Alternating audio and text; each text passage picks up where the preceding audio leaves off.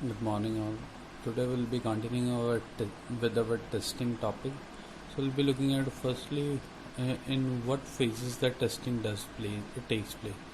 Firstly we have unit testing, that is followed by integration testing, and then lastly we go through the system testing.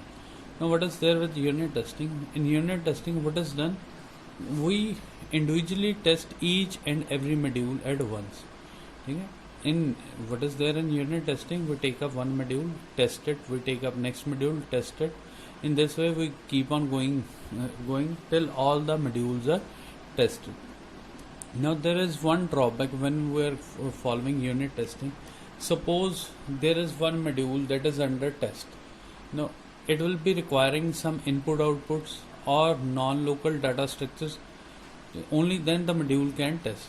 A module might be having interaction with other modules also, so that if we are individually testing a particular module, that those modules won't be available. The data that is non-local to a particular module, that won't be available, so it won't be possible to test a module individually. In order to create a virtual environment so that all the data that is required by module under test, that is available to the module, we have these two modules, that is driver module and stub module. What is there with the stub module? In stub module we have it is having the same input output parameters as the module under test have. So what is there with the stub module? It basically it is a simplified behavior which is normally accomplished by the means of some shortcuts, and the input output parameters of stub module, that will be same as that of the module under test. Similarly we have driver module. What is there with a driver module? It will be containing the non-local data structure that is required by the module under test, so it will be accessing the global data also.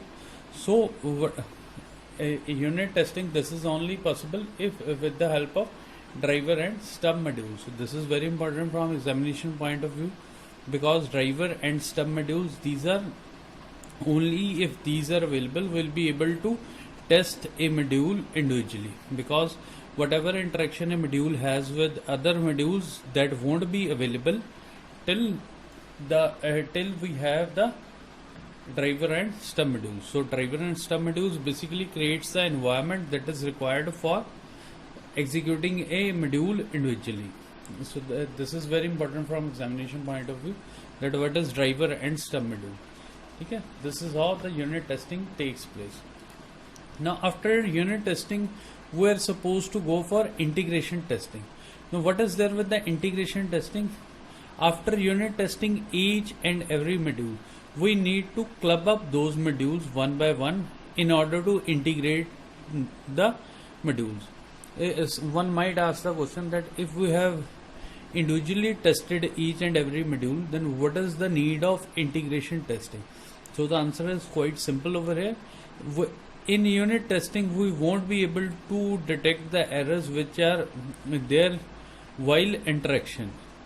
Okay. Suppose some parameters are passed, so these type errors in parameter passing, we won't be able to find out those errors in unit testing. Those will be possible only in case of integration testing. One may ask, so vice versa, that if we are in the second step we are going for integration testing, then what is the need of going for unit testing? Again the question is answer is simple, that if we have gone for unit testing, then it will be easier to locate the errors. If we are directly going to integration testing, then finding the source of location of error will become difficult. So both these unit and integration testing have their own importance that will be used, and they both have their different application. In unit testing we find out the location, that what is the source of error. In integration testing we will be able to find out what type of errors that are that might encounter while interaction, that is covered under integration testing. There are many approaches for integration testing. We have bottom up approach, we have top down mixed approach, and big bang. What is bottom up? Bottom up means we start off with the bottom module. We combine to club up the modules in a to form the complete software. In top down, we start from the top module and goes down to the lowest module. In this way, the modules are integrated. In a mixed approach, both the approaches, that is bottom up and top down approaches, these are combined together to form the mixed approach. Last one is the Big Bang approach. In this, the modules are combined without any thought.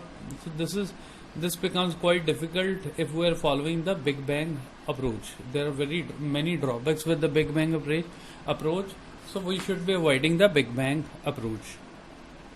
So after we have covered this unit testing and integration testing, then finally comes the system testing, which again is a very important part of this of the testing phase.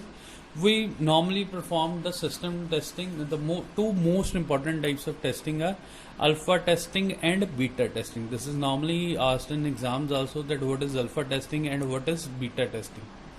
Now, alpha testing, one thing that is to be kept in mind, it is performed at the developer sites. That means this is performed before delivering the product to the customer. Before delivering the product to the customer, this is performed by the developers at their own site only. This is known as alpha testing. Beta testing, this is not performed at the developer site, but it is performed by the clients which are not a part of the organization. So it will be performed after the product has been delivered to the customer. Clear? What is the alpha testing? This is performed by the developers only and at their own site only. Okay? Then what is beta testing? It is performed by the clients which are not a part of the organization, but they are not the part of the organization, but the testing is performed after the product has been delivered. So these two important parameters are there, alpha testing and beta testing, which will be used, and in the coming lectures we will be looking up various other types of system testing that will be taking up. So this mainly this is the most important topics of the testing part. In the coming lecture I will be taking up the various types of system testing. Thank you.